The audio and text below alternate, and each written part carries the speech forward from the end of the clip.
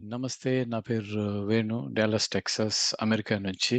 ఆహ్, నేను reels, YouTube, టిక్‌టాక్‌లో కొన్ని వీడియోస్ చేస్తా ఉంటానండి. కాదంటే ఈ మధ్యన మా చెల్లెలు, మా కజిన్స్ వాళ్ళు వీళ్ళందరూ తెలుగు వాళ్ళ కోసం గూడా ఎందుకు చేయకూడదు నువ్వు అనేసని చెప్పినారు. సరే ఏదో కాలేజ్ అనే విషయం అయితే గనక అందరికి ఉపయోగపడుతుందనేసని మొదటి ప్రయత్నంగా దీన్ని ట్రై చేస్తున్నానండి. మీకు నచ్చితే సబ్స్క్రైబ్ చేసుకోండి ఛానల్స్. ఎందుకంటే ఇది బిగినింగ్ మాత్రమే ఇది. ఒక ప్రారంభమే. మునుపు మునుపు ఇంకా ఏదంటే ఏ ఏ కాలేజెస్‌లో ఎలా అడ్మిషన్ వస్తుంది. తర్వాత స్కాలర్‌షిప్‌లు ఎలా తీసుకోవాలి. ఎందుకంటే నేను మా అబ్బాయి కొరకు కానీ, వేరే వాళ్ళ కొరకు కానీ అమెరికా, తర్వాత ఆస్ట్రేలియా, యూకే, న్యూజిలాండ్, కెనడా ఇట్లా చానా స్కూల్స్‌లో ఏందంటే విపరీతంగా రీసెర్చ్ చేసేసి వాటి ప్రాసెస్ ఏంది అనేసని కనుక్కున్నాను. సో, ఫస్ట్ అటెంప్ట్‌లో ఒక చిన్న వీడియోనే అమెరికాలో అసలు అండర్ గ్రాడ్ చదవడానికి ఎస్పెషల్లీ తెలుగోళ్ళకి ఎలాగు ఆహ్, ఏమేం స్టెప్స్ ఉంటాయనేసని. మే సహజంగా మన దగ్గర మనం వినేదేంటంటే చాలామంది ఆహ్, అండర్ గ్రాడ్ అంటే డిగ్రీ అక్కడ చదివి అంటే ఇంటర్ అయిపోయినాక 3 సంవత్సరాలు, 4 సంవత్సరాలు డిగ్రీలు అక్కడ చేసేసి మాస్టర్స్‌కి యూఎస్‌కొస్తారు. ఇంజినీరింగ్ కానీ, మెడిసిన్‌లో కానీ, లేకపోతే బిజినెస్ సైడ్ కానీ, ఎంబీఏలు గాని ఇవన్నీ చేయడానికి. అంటే ఐ థింక్ నేను అనుకోవడం వచ్చేసి 2 రకాలండి. ఒకటేందంటే చదువు 2 సంవత్సరాలయిపోతుంది. ప్లస్ 21 సంవత్సరం నిండుతాయి పిల్లలకి. మనము పిల్లల్ని ధైర్యంగా పంపించొచ్చు. తర్వాత వాళ్ళకొక రెస్పాన్సిబిలిటీ అంటే బాధ్యతలు, బరువులు తెలుస్తాయనేసని. ప్లస్ ఖర్చుతో కూడిన విషయం కాబట్టి చాలామంది ఆలోచిస్తూ ఉంటారు. అండర్ గ్రేడ్‌కి పంపిద్దామా? వద్దా? అనేసని. అందుకనేసని చాలామందేందంటే మాస్టర్స్‌కి పంపిస్తా ఉంటారు. కానీ ఇప్పుడున్న పరిస్థితుల్లో ఏందంటే ప్రపంచం ఒక చిన్న దేశంలాగా అయిపోయిందండి. ప్రతి ఒక్కరు ప్రతి చోట ఉన్నారు. ప్రతి ఒక్కరికి కావాల్సిన వసతులు, సదుపాయాలు అన్నీ ఉండాయి. ఈ ఫస్ట్ ప్రయత్నంలో నేను మీకు అసలు అంటే అండర్ గ్రాడ్‌కి రావాలనే ఉద్దేశ్యం ఎవరికైనా ఉంటే ఏం చేయాలి? ఎలా చేయాలనేది చెప్తాను. తర్వాత ఫీజు తక్కువున్న కాలేజీలు, మంచి కాలేజెసు చాలా అంటే స్టెప్ బై స్టెప్ ప్రాసెస్ కూడా ఏందంటే, ఈ వీడియో సక్సెస్‌ని బట్టి నేను ట్రై చేద్దామని అనుకుంటున్నాను. చూద్దాం ఎలా ఉంటుందో. సో, మొట్టమొదటిగా అండి ఇంటర్ పాస్ కావాలి. అంటే సీనియర్ ఇంటర్ వచ్చేసి యాక్చువల్‌గా కాలేజ్‌కి రావాలనుకున్నప్పుడు ఏందంటే, సీనియర్ ఇంటర్‌లోనే మీరు ఈ ప్రాసెస్‌లన్నీ స్టార్ట్ చేసుకుంటా ఉండాలనమాట. ఫస్ట్ అండ్ మొట్టమొదటిగా ఇంపార్టెంట్ ప్రయత్నం వచ్చేసి, ఇంగ్లీష్‌లో మనకు పట్టుందా లేదా? ఇది తెలుసుకోవడానికి ఏందంటే 2 రకాల టెస్ట్‌లు ఉన్నాయండి. ఈటీఎస్ వాళ్ళు కండక్ట్ చేసే టోఫెల్ అదొచ్చేసి అమెరికన్ బేస్డ్ వాళ్ళదనమాట ఆ టెస్ట్. ఆ టెస్ట్‌లో మన ఎబిలిటీ ఎంతుంది, ఏమనేసని చూస్తారనమాట. లేదు అంటే గనక ఐఈఎల్టీఎస్ అదొచ్చేసిందంటే British UK based like test అది. ఐఈఎల్టీఎస్ రాస్తే ఏందంటే మిగతా చోట్ల కూడా ఇన్ కేస్ ఒకవేళ అమెరికాలో కాకుండా మీరు కెనడాకో, లేకపోతే ఆస్ట్రేలియాకో, న్యూజిలాండ్‌కో లేదంటే ఇంగ్లాండ్‌కో ఆర్ ఐర్లాండ్ ఈ ఇటువంటి చోటుకి వెళ్ళాలి అంటే ఐఎల్టీఎస్ అయితే ఉపయోగపడుతుంది. టోఫెల్ ఏందంటే స్పెసిఫిక్‌గా అమెరికన్ స్కూల్ సిస్టమ్స్‌కి పనిచేసేదనమాట. దీంట్లో రకరకాల లెవెల్స్ పాస్ కావాలనమాట. ఐఎల్టీఎస్‌లో అయితే ఏందంటే అట్‌లీస్ట్ బ్యాండ్ స్కోర్ 6 రావడం ఇట్లా అనేసని ఆ క్రైటీరియా ఉంటది. ఇంగ్లీష్ రాకపోతే రాలేమా అనేసని గూడా అనుకోవచ్చు. అంటే ఇంగ్లీష్ రాకపోయినా కూడా రావచ్చండి. అదేందంటే మళ్ళీ దానికి 6 నెలలు ఒక సెమిస్టర్ మొత్తం ఏందంటే ఇంగ్లీష్ బేస్ చేసుకునేసే మీరు క్లాస్ తీసుకోవాలనమాట. సహజంగా చూస్తే ఏందంటే ఇంగ్లీష్ మాట్లాడని దేశాలు, నాన్ స్పీకింగ్ ఇంగ్లీష్ కంట్రీస్ అంటే ఇప్పుడు జపాన్ గాని, చైనా మన వియత్నాం, థాయిలాండ్, తైవాన్ ఈ దేశాల నుంచి చాలామంది ఏం చేస్తారంటే, ఆ 6 మంత్స్ ఫస్ట్ కోర్స్ మాత్రము ఇంగ్లీష్ నేర్చుకోవడానికే వస్తారనమాట. అది పాస్ అయ్యాకే వాళ్ళేందంటే నెక్స్ట్ స్టెప్‌లోకెళ్తారు. అదేది వాళ్ళకి కావాల్సిన ఇంజినీరింగో, లేకపోతే ఫైనాన్సో ఆర్ లిబరల్ ఆర్ట్సో ఏ ఏ కాలేజ్‌కి పోవాలంటే ఆ క్లాసెస్ స్టార్ట్ అయితదనమాట. సో, వాళ్ళందరికి స్టార్టింగ్ పాయింట్. అదృష్టవశాత్తు మన దేశంలో మనకేందంటే అండి చాలామంది ఇప్పుడేందంటే ఫుల్ అండ్ ఫుల్ కంప్లీట్‌గా ఇంగ్లీష్ మీడియం స్కూల్స్‌లోనే చదువుతున్నారు గాబట్టి, వాళ్ళకి ఎగ్జామ్స్ పాస్ కావడం పెద్ద సమస్య గాదు. ఆ 6 మంత్స్ టైమ్ ఇంగ్లీష్ మీద ఫోకస్ చేయాల్సిన అవసరం ఉండదనమాట. ఒకసారి వచ్చేసినాక దాంట్లో ఫ్లోలో ఎళ్ళిపోతారు.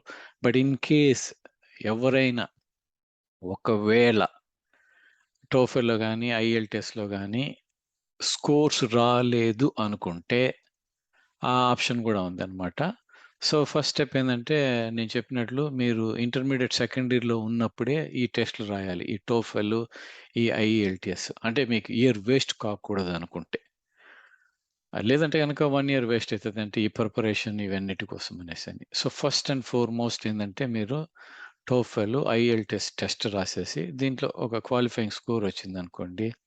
నెక్స్ట్ స్టెప్‌కి ఎళ్ళాలనమాట. నెక్స్ట్ స్టెప్ ఏందంటే ఇక్కడ యూజువల్‌గా స్టాండర్డైజ్డ్ టెస్ట్స్ ఉంటాయండి.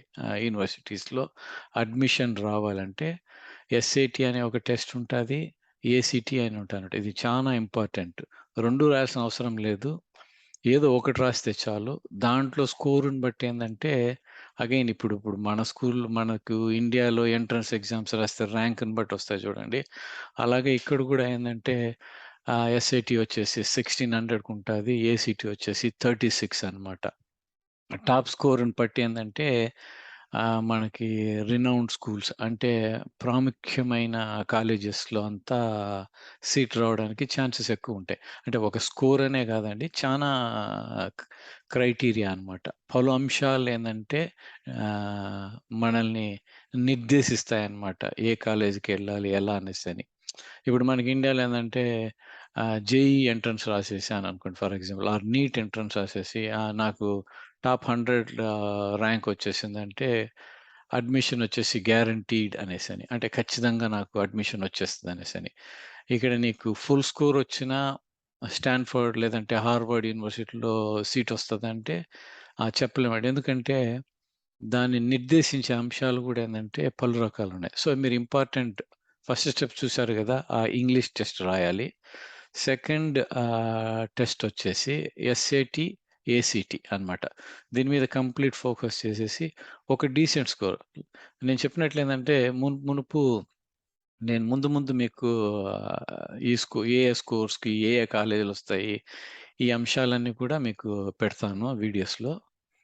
ఇదనమాట. So, second step. సో, ఇప్పుడు 5 ముఖ్యాంశాలండి.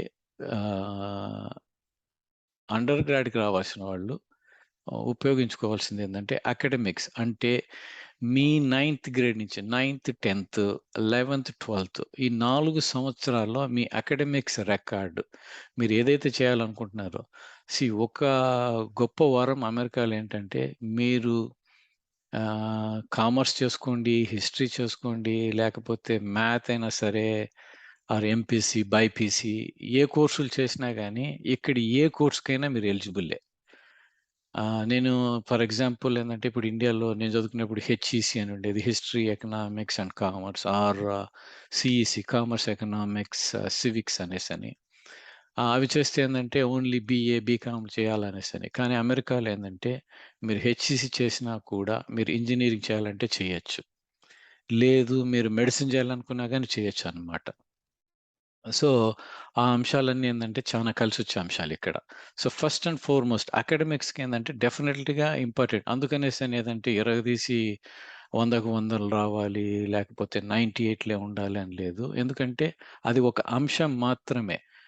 నేను చూసిన కొంతమంది పిల్లలకేందంటే ఈవెన్ 80, 90% వచ్చినా కూడా 80% వచ్చినోళ్ళకి కూడా మంచి మంచి కాలేజీలొచ్చినాయి.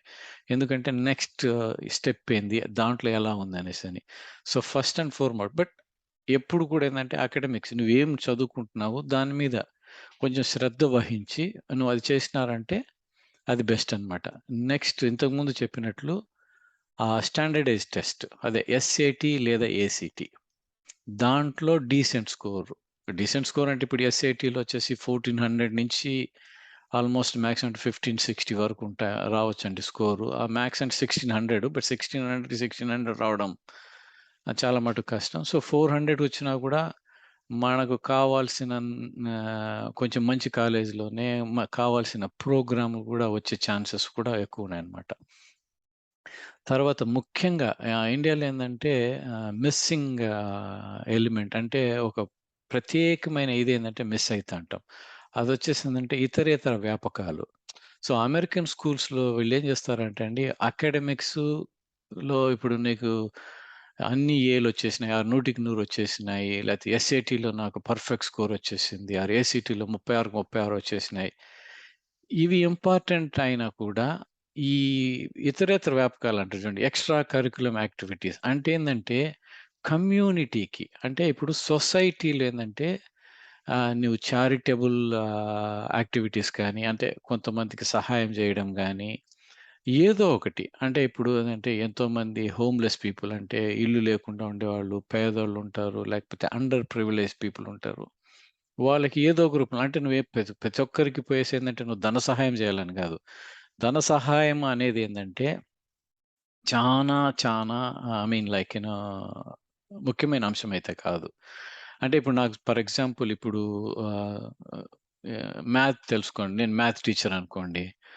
మా ఊర్లో ఇప్పుడేందంటే ఎవరన్నా పేదోళ్ళుంటే వాళ్ళకి ట్యూషన్ ఫీజులు కట్టుకోలేని వాళ్ళకి ఎళ్లి మ్యాథ్స్ చెప్పడమాట. అంటే పిల్లలకి ఇప్పుడు ఇంటర్ చదువుకునే పిల్లోడికి ఎలిమెంటరీ స్కూలు మ్యాథ్స్ చెప్పడం గానీ, లేకపోతే ఆ స్కూల్‌లో పని జేయడం గానీ, లేకపోతే లైబ్రరీలో పుస్తకాలు సర్దడం గానీ, లేకపోతే గవర్నమెంట్ ఆఫీసెస్‌లో గానీ, లేకపోతే ఓల్డ్ ఏజ్ హోమ్స్‌కెళ్ళేసి మొత్తం క్లీన్ జేసేసి, లేకపోతే అక్కడోళ్ళతో ఆడుకోవడాలు గానీ, అంటే ఇప్పుడు ఎవ్వరూ లేని మనుషులు అంటే ఇప్పుడు ఆర్ఫన్ పిల్లోళ్ళుంటారు.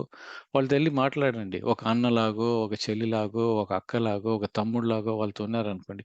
సో, ఇవన్నీ ఏందంటే ఎక్స్‌ట్రా కరిక్యులమ్ యాక్టివిటీస్ అంటారనమాట. దీనివల్ల ఏందంటే అడ్మిషన్ ప్రాసెస్‌కి ఉపయోగం ఉంటది. తర్వాతేందంటే రికమెండేషన్ లెటర్స్. అంటే అధ్యాపకుల నుంచి, మీ ప్రిన్సిపల్ నుంచి, మీ క్లాస్ టీచర్ నుంచి, బయట మీరు చేసిన ఈ extra curriculum activities programme managers నుంచి జెన్యూన్‌గా అంటే మళ్ళా ఊరికేందంటే మీరు ఏం చేయకపోయినా గానీ ఒక లెటర్ తీసేసుకొని చేసే చేసినామనే ఇది లేకుండా ఆ రికమెండేషన్ లెటర్ తీసుకున్నారనుకోండి. సో, ఈ పిల్లోడికేందంటే మ్యాథ్‌లో వీడు చాలా బాగా చేస్తాడు. లేకపోతే సైన్స్‌లో సహాయం చేసే గుణం ఉంది. ఇట్లా రికమెండేషన్ లెటర్స్ చాలా ఇంపార్టెంట్ అన్నమాట. అండ్ లాస్ట్ అండ్ చివరకొచ్చిందేంటంటే పర్సనల్ స్టేట్‌మెంట్. ఇది చాలా, చాలా, చాలా ముఖ్యమైన అంశం. ఇక్కడే తెలిసిపోతదనమాట. పైన 4 ఉన్నాయి చూడండి. అకాడమిక్స్, ఎస్ఏటీ, మీ ఎక్స్‌ట్రా కరిక్యులర్ రికమెండేషన్ లెటర్స్. మీరవి ఒకవేళ ఇప్పుడు రికమెండేషన్ లెటర్ ఎవరో తెలిసినోళ్ళ దగ్గర తీసుకొనొచ్చి మేనేజ్ చేయాలనుకుంటే, మీ పర్సనల్ స్టేట్‌మెంట్‌లోనే ఏందంటే వాళ్ళకి తెలిసిపోతది. అమెరికాలో అండర్ గ్రాడ్‌కి అడ్మిషన్ కౌన్సిల్ అని ఒక స్పెషల్ టీమ్ ఉంటదనమాట. వాళ్ళేందంటే సైకాలజీ మీద చాలా అవగాహన ఉంటది. ఎంత అవగాహన ఉంటదంటే, మీరు రాసే స్టేట్‌మెంట్‌ని బట్టే వాళ్ళు మీరు ఏ టైప్ ఆఫ్ పర్సనాలిటీ, మీరు నిజం రాస్తున్నారా? అబద్ధం రాస్తున్నారా?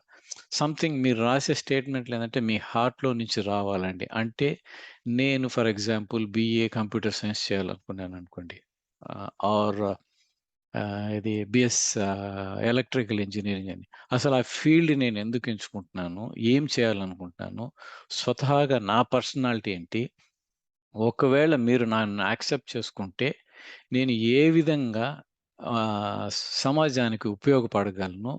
లేకపోతే నా ఐడియాస్‌ని ఎట్లా ఆచరణలో పెట్టగలను? ఇటువంటియన్నీ ఏందంటే, ఎవరు చెప్పాల్సిన అవసరం లే. మీ మనసులో నుంచి మీరు రావాలా.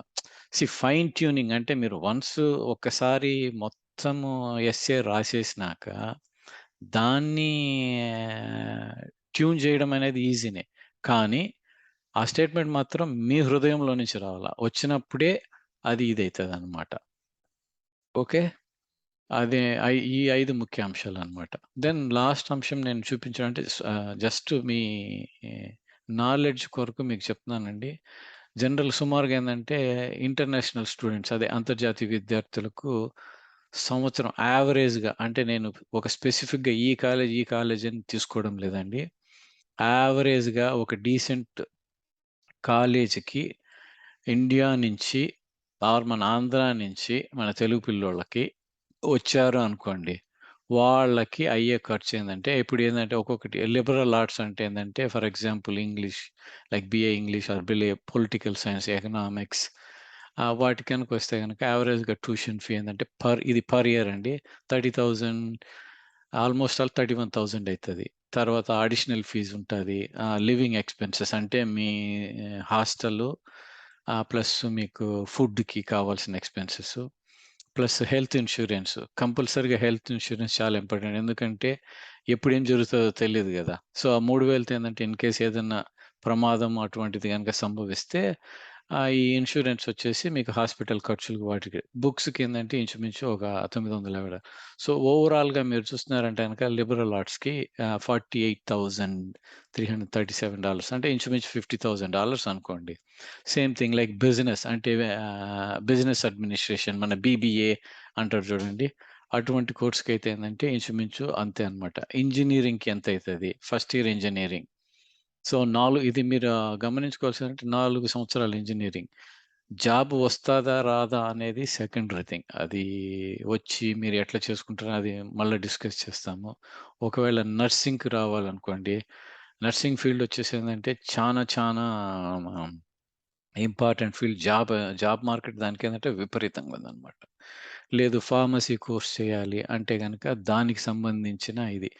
అండ్ మీరు ఇంపార్టెంట్ విషయం ఇక్కడ మీరు అనుకోవచ్చు మెడిసిన్ లేదే అనేసని.